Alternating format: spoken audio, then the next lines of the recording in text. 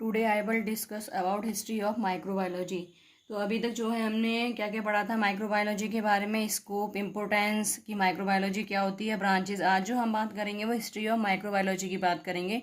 History of microbiology को जो है 4 भागों में डिवाइड किया गया है: discovery era, transition era, golden era और मॉडर्न एरा। डिस्कवरी एरा में क्या है, डिस्कवरी का मतलब क्या होता है, खोज, रिसर्च। तो डिस्कवरी एरा में जो है सबसे पहले इन 1665 an English scientist Robert Hooke develop the first microscope made up of a simple lens with A magnification power of 30 times.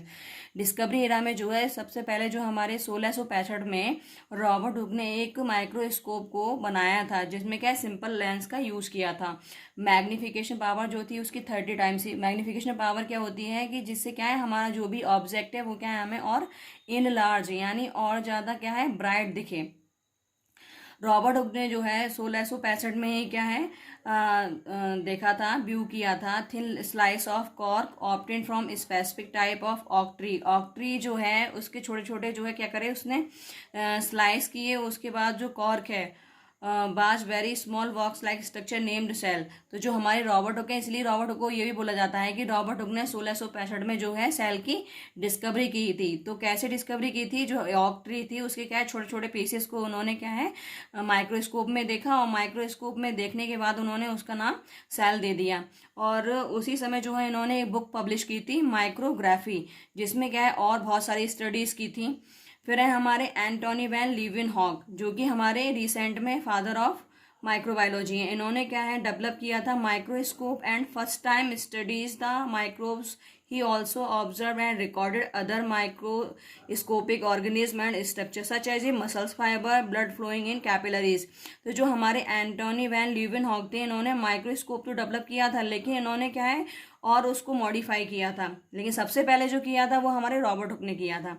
उसके अलावा इन्होंने जो है माइक्रोब्स की स्टडी की, फर्स्ट टाइम जो स्टडी की माइक्रोस्कोप की वो हमारे एंटोनी वैन लीवेनहॉक ने की थी।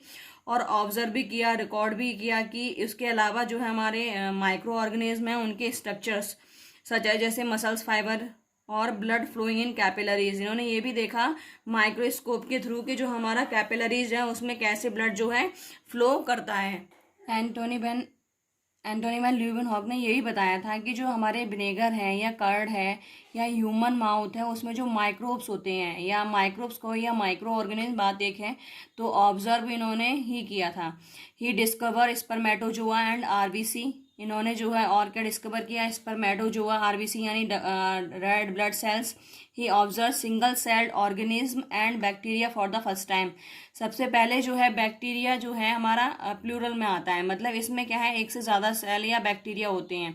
बैक्टीरियम जो शब्द है वो हमारे सिंगल बैक्टीरिया या सिंगल सेल के लिए आता है। तो जो हमारे एंटोनी वैन लीवेनहॉक थे, इन्होंने क्या करा था, सबसे पहले बैक्टीरिया को देखा था किसमें, माइक्रोस्कोप में। फिर है हमारा ट्रांजिशन एरा। ट्रांजिशन एरा में क्या होता है, ट्रांजिशन एरा में जो है हमारा इसको संक्रमण काल के बोलते हैं। तो ट्रांजिशन एरा क्या है, one in which things are changing from one state to another. Transition era में क्या होता है, कोई भी चीज़, इनका कहने का मतलब ये है कि कोई भी चीज़ जो है एक स्टेट से दूसरी स्टेट में चेंज होती है, ना कि डिस्ट्रॉय होती है। तो at that period scientist used a theory known as a spontaneous generation. इसी जो हमारा ट्रांजिशन एरा है उसमें एक थ्योरी का यूज़ हो रहा था जो थी हमारी स्पोटेनियस जनरेशन। इस थ्योरी का मतलब ये है कि इसमें क्या है, स्वतः ही जनन हो रहा था। Explain the origin of life. जो स्पोटेनियस जनरेशन है वो जो है एक थ्योरी थी जिसमें एक्सप्लेन कर रहे थे ओरिजिन ऑफ लाइफ, यानी जो लाइफ की उत्पत्ति कहाँ से हुई है। According to period simple life forms arose from non living material.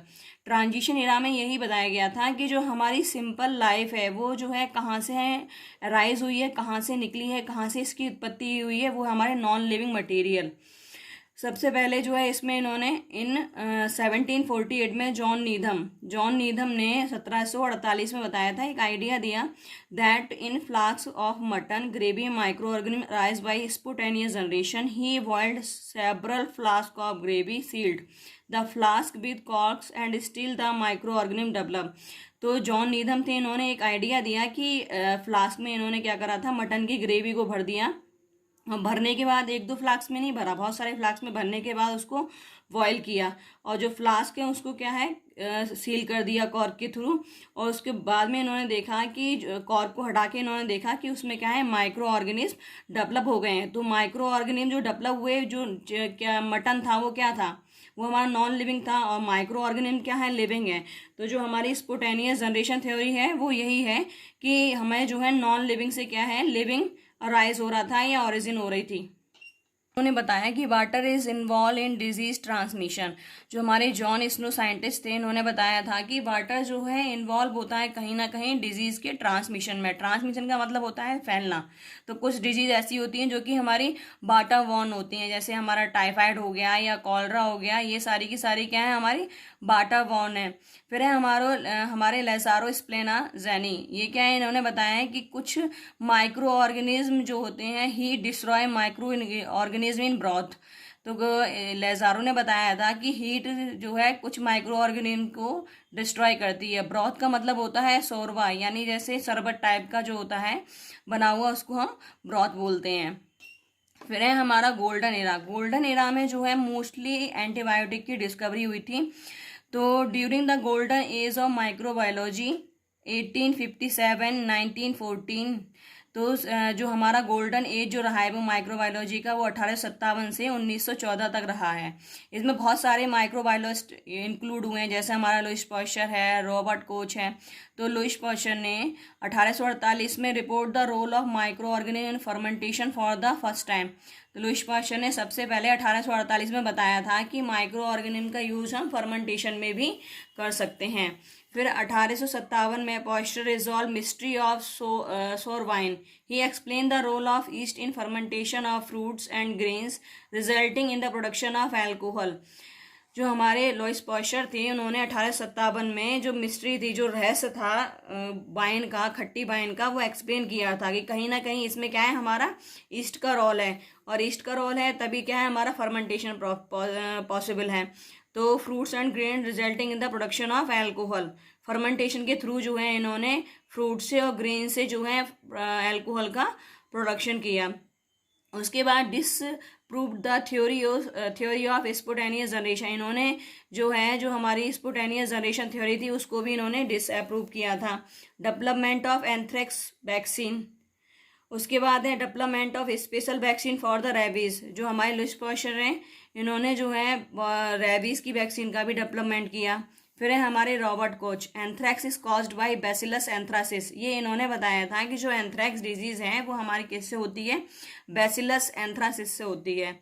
Method for staining bacteria, photographing, preparing permanent visual records on slide isolated vibrio cholera that cause cholera. तो Robert Koch ने जो है एक तो एंथ्रैक्स के बारे में बताया था कि एंथ्रैक्स जो है वो किससे होता है, बैसिलस एंथ्रासिस से होता है।